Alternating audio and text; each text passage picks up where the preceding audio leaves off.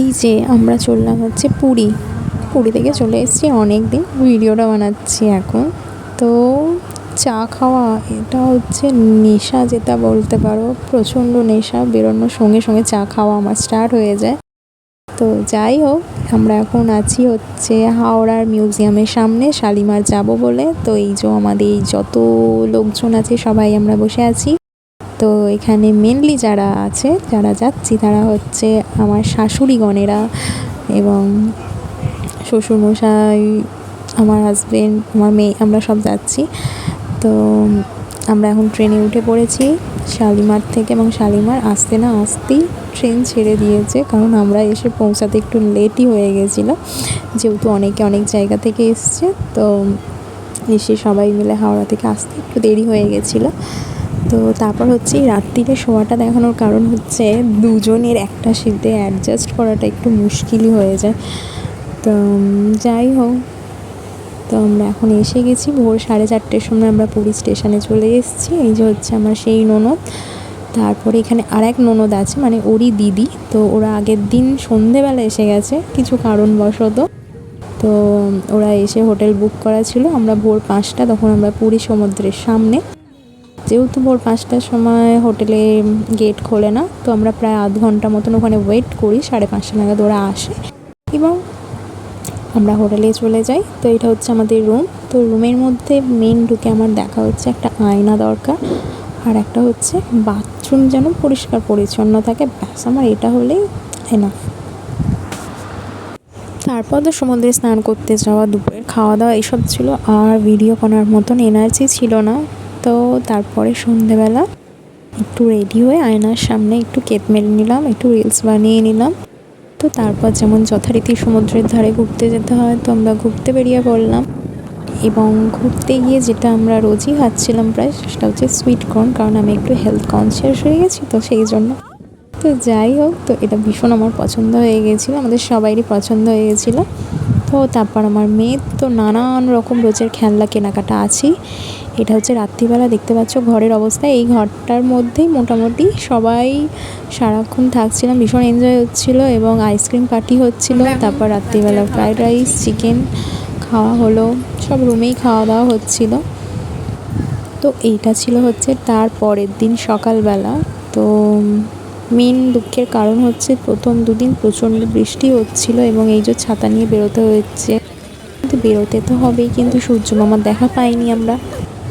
তো আমরা দুজন বাদে বাকি সবাই সেদিনকে গেছিলো হচ্ছে নীলমাধব।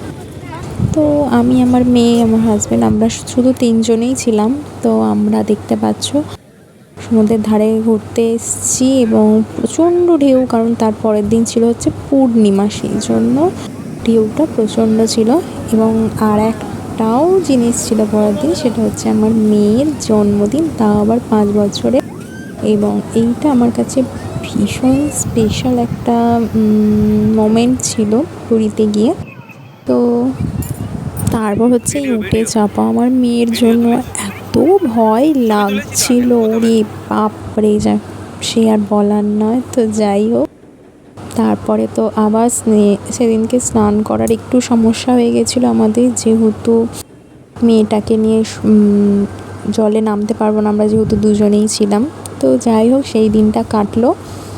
এটা ছিল হচ্ছে তারপরের দিন, যে বললাম রাখি পূর্ণিমা ছিল এবং আমার মেয়ের জন্মদিন। এটা হচ্ছে ভোরবেলা 5টার সময়।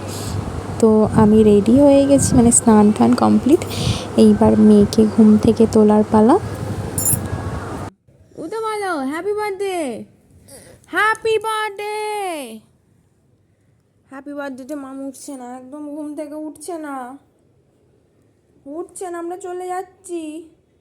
ওকে তো তাও তুলতে পেরেছিলাম, কিন্তু ওর পাপাকে তোলা হচ্ছে সব থেকে বেশি কষ্টে। উঠছি, তুমি রেডি হও না, সবাই রেডি হোক, মানে সবাই রেডি হয়, শুধু ওর জন্য দাঁড়িয়ে থাকছিলাম। তো তারপরে আমাদের হোটেলটা ছিল হচ্ছে স্বর্গদ্বারের কাছে, যে গাঙ্গুরামের যে বিল্ডিংটা, সেই বিল্ডিংয়ে। তো ওখান থেকে পুরীর জগন্নাথ মন্দিরের রাস্তাটা 2 কিলোমিটার মতন ছিল। তো সকালবেলা আমরা হেঁটেই চলে যাই। তো তার আগের দিন রাত্রিবেলা প্রচণ্ড বৃষ্টি হচ্ছিল, তো আমি শুধু রাত্রিবেলা ঠাকুরকে ডেকে এটাই বললাম যে পরের দিন আমার মেয়ের জন্মদিন, আমি যেন তোমার কাছে পুজো দিতে যেতে পারি। তো তার জন্য এত বেশি রোদ সেদিনকে, তারপরের দিনকে সে আর বলার না। আর ডাবটা ছিল তো ডেলি ম্যান্ডেটারি, কারণ হচ্ছে আমার বর টাকা নিয়ে যেত এবং ডাব খেতাম, এবং ডাবওয়ালার কাছেই আর কি টাকাটা রেখে বাকি টাকাটাও রেখে চলে যেত। তো এরকমভাবেই কাটছিল, এবং আমার তো পাগলামি শেষ ছিল না ওর জন্মদিন নিয়ে।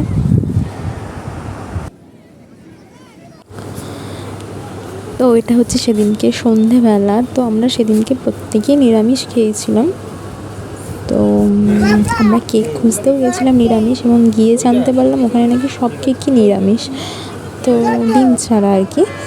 তো তারপরে এই কেকটাও দেখালো, এই কেকটাই কেনা হলো, এবং সমুদ্রের ধারে, মানে ভেবেছিলাম একদম ধারে গিয়ে বসে কাটবো, বাট যাইনি, কারণ প্রচণ্ড হাওয়া দিচ্ছে, তো বালি ঠালি উঠবে, ওই জন্য জাস্ট তার সামনেটাতে সমুদ্রের ধারে, তো সেখানেই কেক কাটা হয়েছিল সবাই মিলে। তো এইভাবেই ওর জন্মদিনটা কেটে গেল। এটা হচ্ছে তারপরের দিন সকালবেলা এবার বেরিয়ে পড়েছিলাম ওই সাইট সিনের জন্য। তো ওখানে এসি বাস করে, ওই বাসেতেই আর কি সব ঘুরিয়ে দিয়েছিল। তো ভীষণ ভালো, এবং গাইড যিনি ছিলেন উনি তো আরও ভালো। তো আমি বাসের নামটা বলে দিচ্ছি, তোমরা যদি যাও তো গেলেই বাসটা তোমরা যেতেই পারো। নাম হচ্ছে দুর্গা মাধব বাসের নাম। তো এইটা হচ্ছে আমার বর কোণারক মন্দির থেকে বেরোনোর সময় নতুন একটা ওই সেলফি স্টিক কিনেছে।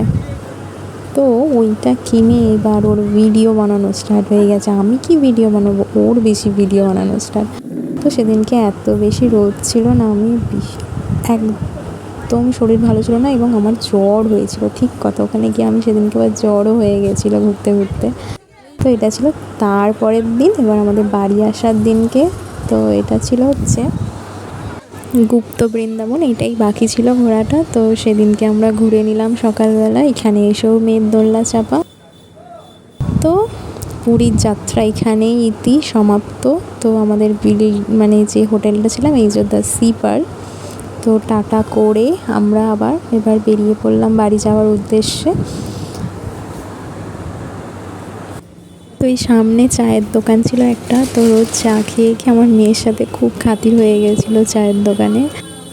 তো যখন বাড়ি ফিরছিলাম ভালো লাগছিল না যেন ফিরতে, কিন্তু ফিরতে তো হবেই। তো আমরা দাঁড়িয়ে আছি গাড়ি আসবে বলে। তো আমার মুখটা দেখে বুঝতেই পারছো কী পরিমাণ ট্যান পড়েছে, মানে কী পরিমাণ চান করেছি আমরা। আর আরও অনেক ঘটনা ঘটেছে, বাট সবটা তো একটা ভিডিওই বলা সম্ভব নয়। তো ভালো লাগলে অবশ্যই একটা লাইক করে, যারা আমার ভিডিওটা দেখলে তাদেরকে থ্যাংক ইউ।